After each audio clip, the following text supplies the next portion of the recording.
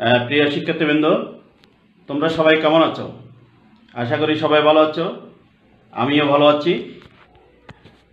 আজকে আমরা নবম ও দশম শ্রেণীর পদার্থবিজ্ঞানের নিয়ে তোমাদের আজকে আমি আলোচনা করব। আজকে নবম এবং দশম শ্রেণীর আমি পঞ্চম অধ্যায়ের যে পদার্থের অবস্থা ও চাপ সম্পর্কে তোমাদের আজকে আমি আলোচনা করব। প্রিয় শিক্ষার্থীবৃন্দ, তোমরা যেখানে আসো সবাই মনোযোগ সহকারে পাঠগুলো মনোযোগ সহকারে শুনবা। যে সিটি সরকারি বালক উচ্চ বিদ্যালয় চট্টগ্রাম অনলাইনে ক্লাসের পক্ষ থেকে আমি সবাইকে স্বাগতম জানাচ্ছি। প্রিয় শিক্ষার্থীবৃন্দ, তাহলে চলো আমরা আজকে যে পঞ্চম অধ্যায়ে পদার্থের অবস্থা ও চাপ সম্পর্কে দিয়ে আমরা আজকে আলোচনা করব। তোমরা মনোযোগ সহকারে দেখবে। প্রিয় শিক্ষার্থীবৃন্দ, চলো তাহলে আমরা পাঠে চলে যাই।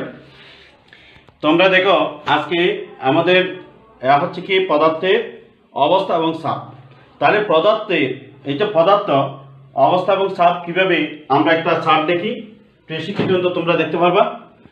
তোমরা দেখো, এই যে পদার্থ দেখা হচ্ছে কি আমাদের আণবিক গতিতত্ত্ব, তারপর হচ্ছে পদার্থের অবস্থা, পদার্থে কী কী অবস্থা থাকতে পারে আমরা দেখতে পাচ্ছি। কি পদার্থ দেখে এখানে এক নম্বরে কঠিন, তরল, বায়বীয়, এগুলো হচ্ছে প্রবাহী। আর একটা হচ্ছে প্লাজমা। প্লাজমাটা হচ্ছে কি উচ্চ তাপমাত্রায় আয়নিত গ্যাস, যেটা প্রধান উৎস হচ্ছে কি সূর্য। প্রধান উৎস হচ্ছে কি সূর্য। তাইলে এখন প্রিয় শিক্ষিত এরপর আমরা আসছি কি স্থিতিস্থাপকতা। স্থিতিস্থাপকের দুইভাবে আমরা দেখতে পাচ্ছি, একটা হচ্ছে পীড়ন, একটা হচ্ছে কি বিকৃতি। একটা হচ্ছে পীড়ন, একটা হচ্ছে কি বিকৃতি। পীড়ন এবং বিকৃতি মিলেই আমরা দেখতে পাচ্ছি কি স্থিতিস্থাপক সীমার মধ্যে অনুপাত হচ্ছে কি স্থিতিস্থাপক গুণাঙ্ক। তাইলে এখন আবার এই যে পদার্থকে আমরা দুইভাগে দেখতে পাচ্ছি, একটা হচ্ছে চাপ, একটা হচ্ছে ঘনত্ব। তাহলে প্রিয় শিক্ষার্থীবৃন্দ, আমরা এখন দেখবো যে এই যে পদার্থের আণবিক গতিতত্ত্ব, পদার্থের অবস্থা কঠিন, তরল, বায়বীয় এবং প্লাজমা। তাহলে প্রিয় শিক্ষার্থীবৃন্দ, তোমরা দেখো এই যে পদার্থ, আমরা পদার্থ কাকে বলবো প্রথম জিনিসটা আমাদেরকে দেখতে হবে, পদার্থ কাকে বলে। তা আমরা জানি কি পদার্থ হচ্ছে কি যার ওজন আছে, এই ওজনাতে স্থান দখল করে বল প্রয়োগে বাধা সৃষ্টি করে, তাকে আমরা বলবো কি পদার্থ। তাহলে পদার্থ কয় অবস্থা থাকতে পারে সেটা আমরা দেখতে পাচ্ছি। এইটা আমরা দেখতে পাবো পদার্থের অবস্থা। পদার্থ আমরা দেখতে পাচ্ছি তিনটি অবস্থার মধ্যে আসছে, তারা কঠিন, তরল, বায়বীয়। এই যে আমরা দেখতে পাচ্ছি, যদি আমরা স্বাভাবিক তাপমাত্রায় যদি দেখি, যেটি 0 ডিগ্রি সেন্টিগ্রেড তাপমাত্রায় যদি থাকে সেটা কঠিন পদার্থ হয়। আবার যদি 40 ডিগ্রি সেন্টিগ্রেড তাপমাত্রা হয় সেটা তরল, এবং যেটা 100 ডিগ্রি সেন্টিগ্রেড তাপমাত্রায় যদি হয় তাহলে সেটা হচ্ছে কি বায়বীয়। এগুলো হচ্ছে প্রবাহী। আর 4 নম্বর যেটা আমরা দেখতে পাচ্ছি সেটা হচ্ছে প্লাজমা। প্লাজমাটা হচ্ছে কি এটি উচ্চ তাপমাত্রায় প্রবাহিত, যেটা প্রধান উৎস হচ্ছে কি সূর্যরশ্মি থেকে প্লাজমাটাকে দেবে। এরপরে শিক্ষার্থীবৃন্দ, আমরা দেখতে পাচ্ছি কি পদার্থকে আমরা দুইটি ভাবে দেখতে পাচ্ছি, একটা হচ্ছে চাপ, একটা হচ্ছে ঘনত্ব। এই যে চাপকে আমরা কয় অবস্থায় দেখতে পাচ্ছি দেখো। চাপ প্রথম হচ্ছে কি বায়ুমণ্ডলীয় চাপ, আর 2 নম্বর হচ্ছে স্থির তরলে কোনো বিন্দুতে চাপ, তারপর হচ্ছে প্রবাহী চাপ, তারপর হচ্ছে প্রবাহী চাপ থেকে হচ্ছে প্রবণতা, তারপর হচ্ছে প্যাসকেলের সূত্র, তারপর হচ্ছে বলবৃদ্ধিকরণ নীতি। এটা হচ্ছে মোটামুটি একটা আমাদের পদার্থের যে আছে অবস্থা এবং চাপের একটি প্রবাহ চিত্র আমরা দেখতে পেলাম। তাহলে প্রিয় শিক্ষার্থীর মধ্যে এখন আমরা দেখব কি চাপ কি, ঘনত্ব কি, প্যাসকেলের সূত্র কি, বলবৃদ্ধিকরণ নীতি কি, প্রবণতা কি, প্রবাহী চাপ কি, স্থির তরলে কোনো বিন্দুতে চাপ কি, এই জিনিসগুলো আমরা আজকে একটু আলাপ করব। তাহলে প্রিয় শিক্ষিত আমরা দেখতে পাচ্ছি এই যে পুনরাবৃত্তির একটা এই অধ্যায়ে আমরা একটি প্রবাহ চিত্র দেখতে পেলাম, যে পদার্থ কত অবস্থার মধ্যে তারা বিরাজ করতে পারে তার একটি পুরো একটা প্রবাহ চিত্র আমরা দেখতে পেলাম। তাহলে প্রিয় শিক্ষিত আমরা একটু দেখি, তাহলে আমরা চাপ, ঘনত্ব, প্লবতা কি এবং চাপ এবং প্লবতা থেকে আমরা কয়েকটা অঙ্ক করব। তাহলে প্রিয় শিক্ষিত আমরা দেখি কি চাপ কি। তাহলে এখন আমরা দেখব কি চাপ কি। তাহলে প্রিয় শিক্ষিত দেখো চাপ, এখন চাপকে যদি আমরা চিন্তা করি, দেখো চাপ হচ্ছে কি কোনো বস্তুর প্রতি, অর্থাৎ আমরা লিখতে পারি কি কোনো বস্তুর প্রতি একক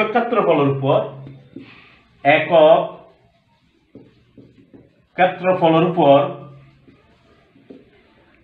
উপর লম্বভাবে লম্বভাবে প্রদত্ত বলকে আমরা কি বলতে পারি? চাপ বলতে পারি। চাপ বলকে চাপ বলে। তাহলে দেখো চাপ হচ্ছে কি কোনো বস্তুর প্রতি একক ক্ষেত্রফলের উপর লম্বভাবে প্রদত্ত বলকে আমরা কি বলতে পারি? চাপ বলতে পারি। তাহলে এখন দেখো এই যে চাপ আমরা দেখতে পাচ্ছি কি যে এখন আমি একটি পাথরকে এক হাতে, মনে করো এটা একটা পাথর, ঠিক আছে, এটা একটি পাথর, এটা একটি পাথর। এখন দেখে আমি প্রথমে এক হাত একটা দিয়ে আমি এটাকে বল প্রয়োগ করতেছি, চাপ ফেলতেছি। তো এটাকে আমি 2 হাত দিয়ে করতেছি, এটাকে সম্পূর্ণ শরীর দিয়ে করতেছি। তাহলে দেখা যাবে কি যে আমি যখন প্রথমে একটা পাথর দিয়ে আমরা এটা হাত টানতে পারবো বা দুটো দিয়ে পারবো, কিন্তু সারা শরীর দিয়ে টানতে পারবো, কিন্তু প্রত্যেকবারে তুমি সমান পরিমাণ করলেও চাপ কিন্তু হবে ভিন্ন। আমি যদি সমানভাবে এক হাত বা 2 হাত সম্পূর্ণ শরীর দিয়ে প্রয়োগ করি, কিন্তু আমার চাপ কিন্তু এক হবে, কিন্তু বলটা হবে কি ভিন্ন। এখন আমরা যদি জিনিসটা দেখি যে আমরা যদি বল প্রয়োগ করি, বল সমান যদি আমরা মনে করি কি এক, বল সমান এক, এবং হাতের তালুর ক্ষেত্রফল এবং ক্ষেত্রফল সমান যদি আমরা কি ধরি? এ ধরি। তাহলে এখানে চাপ সমান আমরা কি করতে পারি? চাপ পি সমান হচ্ছে কি এফ বাই এ, অর্থাৎ এফ মানে বল বাই প্রদত্ত বল, অর্থাৎ এফ সমান হচ্ছে কি বল আর এটা সমান হচ্ছে কি ক্ষেত্রফল। অর্থাৎ আমরা এটা লিখতে পারি কি চাপ সমান হচ্ছে কি প্রদত্ত বল এবং ক্ষেত্রফল। তাহলে এই যে আমরা যদি চিন্তা করি যে কোন ক্ষেত্রে যদি আমরা বল নির্ণয় করতে চাই, তাহলে এই চাপের সূত্র থেকে, অর্থাৎ এটা থেকে আমরা কি করতে পারি? সূত্রটা নির্ণয় করতে পারি। এরপরে পিএসসি কিন্তু আমরা যাবো কি ঘনত্ব জিনিসটা কি দেখো। তাহলে আমরা দেখলাম চাপ, এরপরে দেখলাম আমরা ঘনত্ব। তাহলে ঘনত্ব হচ্ছে কি, তাহলে ঘনত্বটা একটু দেখো শিক্ষার্থীবৃন্দ। ঘনত্ব হচ্ছে কি কোন বস্তুর একক আয়তন ভরকে আমরা লিখতে পারি কি কোন বস্তুর একক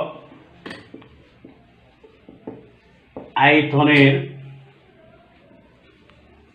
প্রিয় শিক্ষার্থীবৃন্দ, তাহলে আমরা এতক্ষণ দেখলাম কি চাপ, এখন আমরা দেখবো কি ঘনত্ব নিয়ে। তাহলে ঘনত্ব হচ্ছে কি কোন বস্তুর একক আয়তনের ভরকে তার উপাদানে কি বলা হয়? ঘনত্ব বলা হয়। অর্থাৎ কোন বস্তুর একক আয়তনের ভরকে তার উপাদানে কি বলা হচ্ছে? ঘনত্ব বলা হচ্ছে। ঘনত্ব হলো কি একটি পদার্থের একটি সাধারণ ধর্ম, অর্থাৎ ঘনত্ব হলো কি পদার্থের একটি সাধারণ ধর্ম। ঘনত্বকে রো দ্বারা কি করা হয়? প্রকাশ করা হয়। তাহলে ঘনত্ব রো সমান হচ্ছে কি এম বাই বি। এম মানে হচ্ছে কি বস্তুর ভর, এম মানে হচ্ছে কি আমরা লিখতে পারি কি এখানে এম সমান হচ্ছে কি বস্তুর ভর আর বি সমান হচ্ছে কি আয়তন। তাহলে আমরা যদি কোনো কিছু যদি ঘনত্ব সমান যদি নির্ণয় করতে হয়, তাহলে রো সমান এম বাই বি। এখন আমার প্রশ্ন হচ্ছে কি আয়তনটা কি? তাহলে সেক্ষেত্রে কিন্তু আমরা একটু দেখি আয়তনটা কি। কোনো বস্তু যেই জায়গা জুড়ে থাকে, অর্থাৎ কোনো বস্তু যদি এই যে মনে করো কোনো বস্তু যেই জায়গা, অর্থাৎ একটা বস্তু আমি এখানে রাখলাম, এই জায়গাটাতে জুড়ে আছে ওই জিনিসটাকে বলা হচ্ছে তার আয়তন। অর্থাৎ আয়তন সমান হচ্ছে কি দৈর্ঘ্য পূরণ প্রস্থ পূরণ উচ্চতা। তাহলে আমরা দেখলাম কি শিক্ষার্থীবৃন্দ ঘনত্ব, চাপ, আয়তন। তাহলে এখন আমরা দেখব কি কতগুলো এই যে বিভিন্ন পদার্থের কতগুলো কি আছে ঘনত্ব আছে। আমরা ঘনত্বগুলো একটু দেখি যে আমরা চাপ দেখলাম, আয়তন দেখলাম, ঘনত্ব দেখলাম। এখন আমরা দেখি বাতাসের ঘনত্ব কত। যদি বলে কয়েকটি পদার্থের আমরা ঘনত্ব দেখি, কয়েকটি পদার্থের ঘনত্বগুলো আমরা একটু দেখিনি। তাহলে মনে করো 1 নম্বর হচ্ছে কি বাতাস। তাহলে আমরা বাতাসের ঘনত্ব, তারপর দেখবো আমরা 2 নম্বর কাঠের ঘনত্ব, 3 নম্বর দেখবো মানবদেহের ঘনত্ব কত, মানবদেহের ঘনত্ব, 4 নম্বর আমরা পানি, তারপর 5 নম্বর হচ্ছে কাঁচ, 6 নম্বর হচ্ছে কি লোহা, তারপরে 7 নম্বর আমরা নিতে পারি কি পারদ। তারপর আমরা দেখো বাতাসের যে ঘনত্ব, বাতাসের ঘনত্ব হচ্ছে কি আমরা দেখো 0.00 1 2 7। এটা থেকে আমরা লিখতে পারি ঘনত্বের একক হচ্ছে কি, যেমন ঘনত্বের এই যে ঘনত্ব আমরা লিখি এটা হচ্ছে কি GM ঘন সেন্টিমিটার। তাহলে কাঠ সমান আমরা কাঠের এই ঘনত্ব কত 0.4 থেকে 0.5। তারপরে মানব দেহের ঘনত্ব হচ্ছে কি 0.995। আর পানির ঘনত্ব হচ্ছে কি 1.00। কাঁচের ঘনত্ব হচ্ছে কি 2.60। লোহার ঘনত্ব হচ্ছে কি 7.80। পারদের ঘনত্ব হচ্ছে কত 13.6। আর পরে হচ্ছে 8 নম্বর আমরা এই যে সোনের হচ্ছে কি 19.36। তাহলে বেশি কিন্তু আমরা এই যে কতগুলো পদার্থের ঘনত্বগুলো আমরা দেখে নিলাম, যেমন বাতাস, কাঠ, মানবদেহ, পানি, কাঁচ, লোহা, পারদ, সোনা, এই যে ঘনত্বগুলো আমরা দেখে নিলাম। আমরা এই যে ঘনত্বগুলো আমরা কি করলাম দেখে নিলাম যে কয়টি পদার্থ হচ্ছে প্রথমে হচ্ছে কি আমাদের এই বাতাস, হ্যাঁ, তারপর হচ্ছে কাঠ, তারপর হচ্ছে মানবদেহের ঘনত্ব, তার পানির ঘনত্ব হচ্ছে 1.00, কাঁচের ঘনত্ব 2.60, তারপরে লোহার ঘনত্ব 6.80, তার পারদের ঘনত্ব হচ্ছে কি 13.6, সোনার ঘনত্ব হচ্ছে 19.36। এই হচ্ছে আমরা কয়টি পদার্থের ঘনত্বগুলো আমরা দেখে নিলাম। তাহলে এখন আমরা এই যে ঘনত্বের উপর আমরা একটু অঙ্ক দেখব। শিক্ষার্থীবৃন্দ দেখো, আমরা ঘনত্ব কীভাবে নির্ণয় করবো তারপর একটা আমরা অঙ্ক দেখি। যে এখানে বলা হচ্ছে কি 1 কিলোগ্রাম ভরে একটা প্রশ্ন আমরা লিখতে পারি। এটা হচ্ছে কি 1 কিলোগ্রাম পানিতে 0.2 কিলোগ্রাম লবণ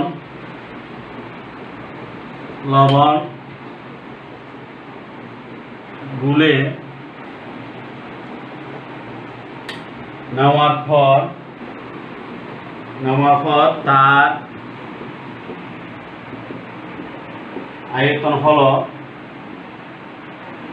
1200 সিসি। এই পানির ঘনত্ব কত?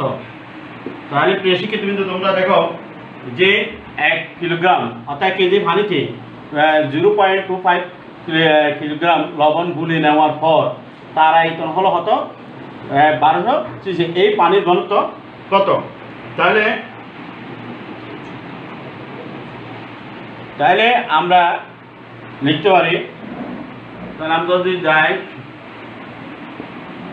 তাহলে এখানে সিসি হচ্ছে কি 1 ঘন সেন্টিমিটার, অর্থাৎ 1 সিসি সমান হচ্ছে কি 1 ঘন সেন্টিমিটার। তাহলে সুতরাং আমরা এখানে লিখতে পারি, সুতরাং 1 সিসি সমান আমরা যদি নিই -2 মিটার ভাগ ঘন সেন্টিমিটার সমান আমরা 0.10⁻⁶ ঘন মিটার। তাহলে এখন আমরা কাজে লবণ বলা পানির ঘনত্ব হচ্ছে কি লবণ বলা, তাহলে পানির ঘনত্ব এখানে দুটোটা কিন্তু আমাদের যোগ করতে হবে। লবণ গুলো তো আমরা পানি ঘনত্ব পাই, তাহলে 1 কেজি পানিতে কত পরিমাণ 1 কেজি আমরা লবণ করলাম, তাহলে এই দুটোটা কি করতে হবে যোগ করতে হবে। আমাদের সূত্রটা কি ছিল ρ = m/b। এই সূত্রটাকে আমরা যদি দেখি তাহলে ρ সমান আমরা এটা যদি আমরা চিন্তা করি তাহলে কিন্তু দুটোটা কিন্তু কি করতে হবে যোগ করতে হবে। তাহলে 1 কিলোগ্রাম যোগ 0.2 কিলোগ্রাম, হ্যাঁ, তারপর হচ্ছে কত সিসি হলো 1000। এই যে আমাদের এখানে 1200 সাথে এসি কি করতে হবে গুণ করতে হবে। তাহলে 1200 এই গুণ 10⁻⁶ ঘনমিটার সমান। তাহলে এটা যদি আমরা করি তাহলে আমরা হতো 0.14 ঘনমিটার। এটা হচ্ছে ঘনত্বের একক, কিলোগ্রাম বাই ঘনমিটার। শিক্ষার্থীবৃন্দ এখন আমরা কি দেখছি, চাপ দেখছি, ঘনত্ব দেখছি বা ঘনত্ব থেকে একটি অঙ্ক দেখছি। এরপর আমরা দেখব কি তরলের ভিতরের মধ্যে কিভাবে চাপ সৃষ্টি করে সেটা আমরা দেখব। তাহলে দেখো শিক্ষার্থীবৃন্দ, তোমরা চিন্তা করো যারা পানিতে লাফালাফি করে, আমরা ছোটকালে দেখা যায় গ্রামে গঞ্জে দেখুন দেখি পুকুরের মধ্যে সাঁতার কাটা নামে অনেক জমা লাফালাফি করে, তখন দেখে আমরা সবাই জানি কি পানির গভীরে গেলে এক ধরনের চাপ সবারই কিন্তু অনুভব হয়, কিন্তু দেখা যায় কিন্তু পানি কিংবা অন্য কোনো তরলের গভীরে গেলে ঠিক কতটুকু চাপ অনুভব করা যাবে সেটি ইতিমধ্যে আমরা জেনে গেছি। তরলে যে যে যে স্তম্ভটুকু থাকবে, তরলে যে স্তম্ভটুকু থাকবে তার ওজন থেকেই তোমার ওজন চাপ নির্ণয় করতে হবে। সুতরাং তুমি যদি তরলের রেস গভীরতায় নির্ণয় করে, মনে করে আমরা দেখতে পাচ্ছি, এটা আমরা একটা চিত্র দেখতে পাচ্ছি, এটা হচ্ছে আমাদের একটা বিকার, বিকারের মধ্যে আমরা কিছু পানি, এগুলো হচ্ছে সবগুলো পানি, আমরা পানি নিলাম, এটা হচ্ছে আরেকটা বিকার আমরা নিলাম। এখন নেওয়ার পর দেখাচ্ছি এটার মধ্যে কত তরলের উচ্চতা নিচে থেকে কতটুকু চাপ সৃষ্টি করতে হয় সেটা, এটা হচ্ছে কি তার ক্ষেত্রফলটা আমরা এ নিলাম, আর এখান থেকে তার উচ্চতা হচ্ছে এইচ। তাহলে আমরা এখন চিন্তা করতেছি যদি তরলের গভীরতা যদি এইচ হয় এবং তার ক্ষেত্রফল যদি এ হয়, তাহলে আমরা পৃষ্ঠফল কতটুকু প্রয়োগ করবো সেটা আমরা এখন দেখি। এখন পৃষ্ঠের উপরে তরলটুকুর আয়তন হচ্ছে তরলটুকুর, অর্থাৎ আমরা দেখো পৃষ্ঠের উপরে তরলটুকুর আয়তন সমান আমরা লিখতে পারি কি এইচ। তাহলে তরল ঘনত্ব যদি এখানে তরলের ঘনত্ব সমান যদি রো হয়, তাহলে আমরা এই তরলের রো হয়, তাহলে এই তরলের ওজন বা বল হবে কি, বল হবে কি এফ। তাহলে সুতরাং এফ সমান আমরা লিখতে পারি কি এমজি, এফ সমান হচ্ছে কি এমজি। তাহলে এখানে আমরা এম সমান লিখতে পারি কি যে এম বস্তুর বল, এখানে বল কি কি আছে এ এস রো, তাহলে এটা হচ্ছে কি জি। তাহলে এফ সমান আমরা এটা পাইলাম। সুতরাং কাজেই চাপ সমান আমরা লিখি কি পি সমান হচ্ছে কি এফ বাই এ। এখন যদি বা পি সমান হচ্ছে কি আমরা যদি লিখি এফ সমান আমরা কি পাইছি এ জি রো, জি সমান এ, অর্থাৎ এ যদি এ চলে যায় তাহলে এখন আমরা কি করি বা পি সমান হচ্ছে কি এ রো জি। তাহলে এখন সুতরাং চাপ সমান আমরা পাই কি এ রো জি। এইটা কিন্তু আমাদের সূত্র। তাহলে প্রিয় শিক্ষার্থীবৃন্দ, আমরা দেখতে পাচ্ছি, তোমরা দেখো যে পৃষ্ঠের উপরে তরটুকু আয়তন হচ্ছে কি এসজিএস, অর্থাৎ এসজিএস মানে এটা হচ্ছে ক্ষেত্রফল, এটা হচ্ছে এই উচ্চতা গভীরতা। তাহলে এখানে যদি তরলের ঘনত্ব যদি রো হয়, এই তরলের ওজন বা বল হবে কি এফ, তাহলে এফ সমান হচ্ছে কি এমজিএস, এমজি। তাহলে এম হচ্ছে বস্তুর বল, বস্তুর বল মধ্যে এখানে কি কি আছে, ঘনত্ব আছে, উচ্চতা আছে, ক্ষেত্রফল আছে, তিনটা গুণ যদি আমরা পাই তাহলে পাইলাম কি যে এখানে বা এফ এস রো জি, এফ সমান চাপ সমান আমরা পাই কি এফ বাই এ। এফ সমান হচ্ছে কি প্রদত্ত বল সমান আমরা এটা মান বসাই দেব, এখানে চলে গেল আছে কি এস রো জি। তাহলে প্রিয় শিক্ষার্থীবৃন্দ, তোমরা দেখো যে আমরা এই যে ঘনত্ব, তরলের ভিতরে চাপ, তারপরে আয়তন, ঘনত্ব, এগুলো আমরা দেখালাম। এরপর আমরা আজকে এখন দেখবো এইখানে কতগুলো আমাদের সূত্র আছে, এই চ্যাপ্টারের জন্য খুব গুরুত্বপূর্ণ সূত্রগুলো আমরা একটু দেখবো। এই সূত্র দিয়ে আমরা অঙ্কগুলো করে নেব। হ্যাঁ, আমাদের অনেক সমস্যা থাকতে পারে, সেগুলো অঙ্কগুলো আমরা করবো যে এইটার জন্য। এরপর আমরা পরের ক্লাসে বলবৃদ্ধিকরণ নীতি, অ্যাক্টিভিটিসের নীতি, হ্যাঁ, এই জিনিসগুলো একটু দেখবো। এই চ্যাপ্টারের জন্য প্রয়োজনীয় কতগুলো আমাদের সূত্র আছে, প্রয়োজনীয় সূত্রসমূহ, হ্যাঁ সূত্রসমূহ হচ্ছে একটু দেখে নাও।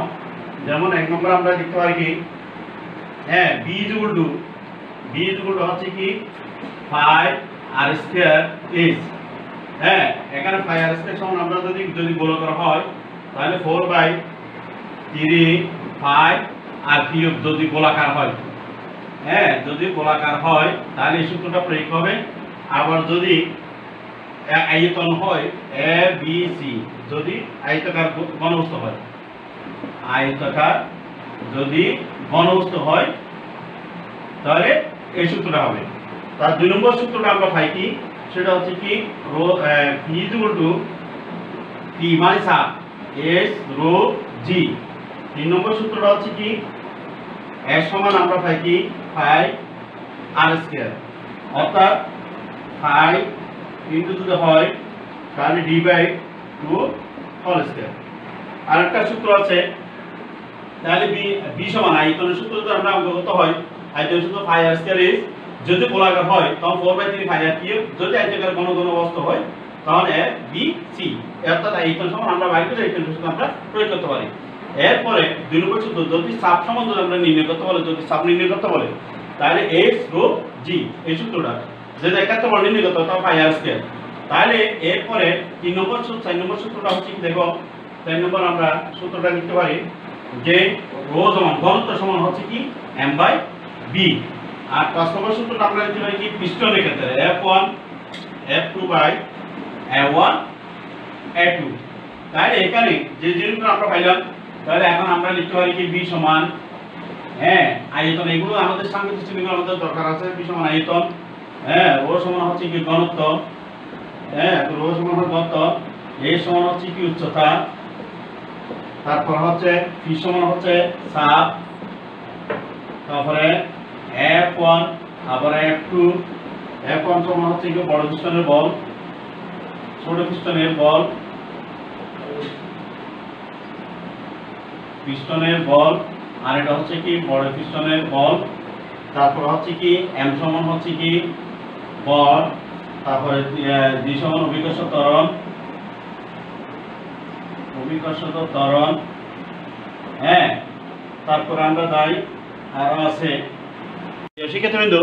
তাহলে a1 সমান হচ্ছে কি ছোট পিস্টনের ক্ষেত্রফল, আর a2 সমান হচ্ছে কি বড় পিস্টনের ক্ষেত্রফল, d সমান হচ্ছে কি ব্যাস। তাহলে প্রিয় শিক্ষার্থী, আমরা যে এই অধ্যায়ে কতগুলো প্রয়োজনীয় যে সূত্রসমূহ আছে, এই সূত্র দ্বারাই আমরা যত সমস্যা থাকবে সেগুলো আমরা সমাধান করব। এখন আমরা দেখলাম কি m সমান হচ্ছে বস্তুর ভর, b সমান হচ্ছে আয়তন, তারপরে তোমাদের b সমান হচ্ছে আয়তন, তারপরে b সমান আয়তন, তোমার m সমান হচ্ছে ভর, a1 সমান ছোট পিস্টনের ক্ষেত্রফল। এই যে আমরা কতগুলো সাংকেতিক চিহ্নগুলো আমরা দেখলাম, এটার ভিত্তি করে যে সূত্রগুলো আমরা আছে, যেমন ধরো যে চাপের সূত্র, ঘনত্বের সূত্র, হ্যাঁ তারপর হচ্ছে তোমার ক্ষেত্রফলের সূত্র, আয়তনের সূত্র, এই সূত্র দিয়ে আমরা করব। তাহলে প্রিয় শিক্ষার্থীবৃন্দ, তোমাদের জন্য আমি একটি SW দিচ্ছি। এর পরবর্তী ক্লাসে আমরা আর্কিমিডিসের নীতি, বলবিদ্যুতীকরণ নীতি, এই জিনিসগুলো আমরা দেখব। তোমাদের একটা আমি সমস্যা দিচ্ছি, এই প্রশ্নটা হচ্ছে কি, এটা অবশ্যই আছে, যেমন আমরা লিখতে পারি কি পারদ, পানি এবং কেরোসিন, হ্যাঁ এই তিনটি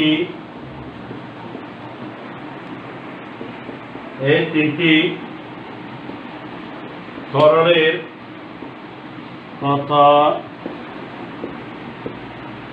গভীরতায়